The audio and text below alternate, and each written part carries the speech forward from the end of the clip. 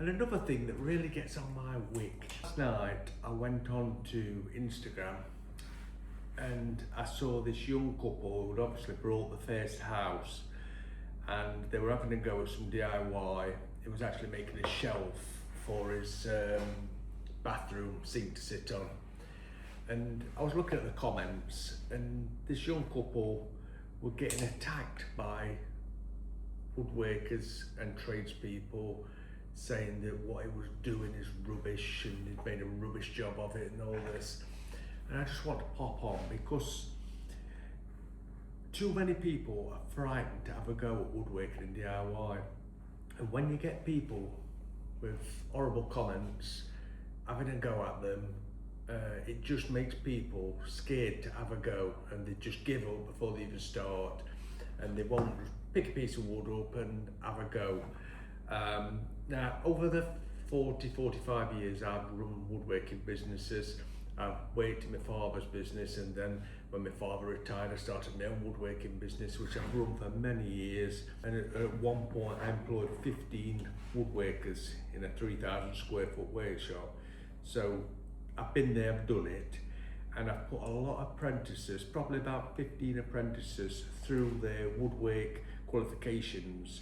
Some of them came in and were very good at woodwork to start with. Some of them came in and they were terrible. They just couldn't screw two pieces of timber together. But I didn't give up on them. I helped them, and 99% of those that weren't any good at woodwork, when they left me, they were very good at woodwork. In fact, some of them actually went on to run successful woodworking businesses. So the point I'm trying to make is, don't be frightened to pick some timber up, or anything really, any DIY project. Don't be frightened to have a go, because too many people are put off by idiots in the comments, attacking them, saying that they're rubbish at it, they shouldn't be doing it, and they shouldn't be having a go. That's rubbish. Everybody's entitled to have a go.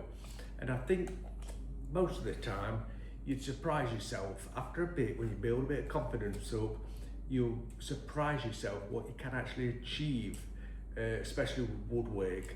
So have a go. Pick some wood up, even if you start with some scraps of wood, and just practice joints and using power tools and hand tools and things.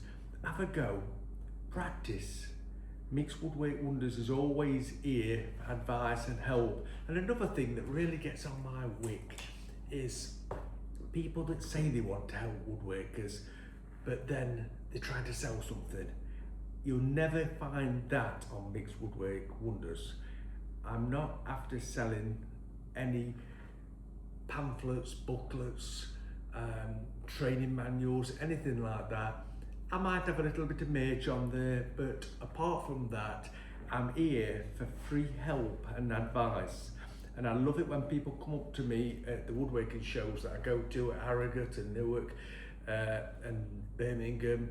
People come up to me and they say, I only got into woodworking because I saw one of your videos, and it encouraged me to have a go.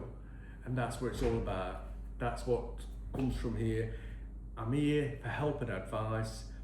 I don't want anything in return. All I ask is watch my videos and support the channel in that way. So if you haven't already, get yourself some cheap tools. You don't have to spend a fortune. You don't need a flash workshop. You can work in the garden shed. That's what I did when I started. Get yourself some cheap tools, get yourself some scraps of wood, and have a go. Don't be frightened to have a go at woodwork and DIY. And I'll see you lot on the next one.